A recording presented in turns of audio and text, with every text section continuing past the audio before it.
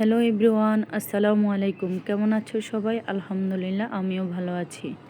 আজ আমি তোমাদের জন্য মজার একটি ভাজি রেসিপি নিয়ে এসেছি, আলু দিয়ে করল্লা।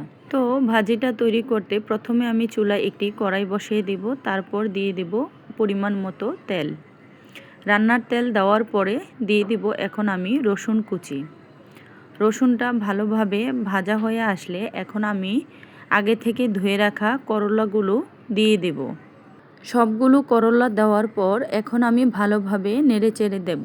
করলা ভাজিতে তেলের পরিমাণ এবং পেঁয়াজ রসুনের পরিমাণটা একটু বেশি দিলে করলা খেতে খুব ভালো লাগে। চুলার আঁচটা আমি মিডিয়াম রেখে আরও কিছুক্ষণ করলাটা ভেজে নেব। তারপর এখানে ভালোভাবে নেড়েচেড়ে অ্যাড করে দেব আলু। এখানে আমি 2টা আলু আগে থেকে ধুয়ে কেটে নিয়েছি। এখন আমি করলার সাথে অ্যাড করে দেব।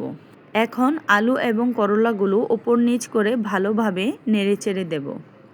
আমার এই রেসিপিটা ফলো করলে আমি কথা দিচ্ছি করলা একদমই তিতা লাগবে না।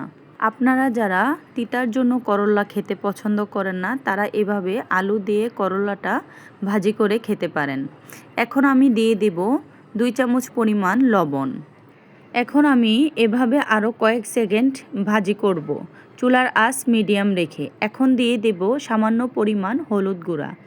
আমি আরেকটু বলে দেই, করলা যতটুক নেবেন তার চাইতে একটু বেশি আলুটা নেবেন, তাতে করলার স্বাদটা আরও দ্বিগুণ বেড়ে যাবে। এখন আমি অ্যাড করে দেব কয়েকটা কাঁচামরিচ।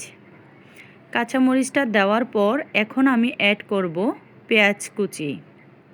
এখন আমি সবগুলো উপকরণ আবার ভালোভাবে নেড়েচেড়ে দেব। এভাবে চুলার আঁচ মিডিয়ামে রেখে আমি 30 থেকে 40 সেকেন্ড রান্না করব। তা না হলে নিচে পোড়া লেগে যেতে পারে। এভাবে করে আমি প্রতি 2-3 মিনিট পর পর আবার একটু নেড়েচেড়ে দেব। দেখো, আমি করলাটা একটু ছড়িয়ে দিয়েছি। এভাবে করে আমি আরও 10 থেকে 15 মিনিট ভেজে নেব। তবে করলা ভাজি করার সময় কখনো ঢাকনা দিয়ে ঢেকে দেবেন না, এতে করে করলা তিতা হয়ে যাবে। চুলার আঁচ মিডিয়ামে রেখে করলা ভাজি করতে হয়। অনেকে চুলার আঁচ লো করে ঢাকনা দিয়ে ঢেকে রেখে করলা ভাজি করে, এতে করে করলার স্বাদ নষ্ট হয়ে যায়। এই পর্যায়ে আমি দিয়ে দেব ধনিয়া পাতা কুচি। আপনারা যদি ধনিয়া পাতা দিতে না চান তাহলে স্কিপ করতে পারেন। দেখো তো আমার করলার কালারটা কেমন সুন্দর হয়েছে। আমার করলা ভাজিটা অলরেডি হয়ে আসছে। এখন পরিবেশন করার পালা। এখন আমি করলা ভাজিটা অন্য একটি পাত্রে নিয়ে নেব। আমি যেই প্রসেসে করলা ভাজি করেছি, এভাবে যদি আপনারাও ফলো করেন একদমই তিতা লাগবে না। বাসায় এভাবে ট্রাই করে জানাবেন কেমন হলো। তো চেষ্টা করবেন আমার প্রতিটি টিপস ফলো করে রান্না করার জন্য। এতে করে আপনাদের করলা ভাজি তিতা হবে না এবং খেয়েও অনেক মজা পাবেন। আল্লাহ হাফেজ।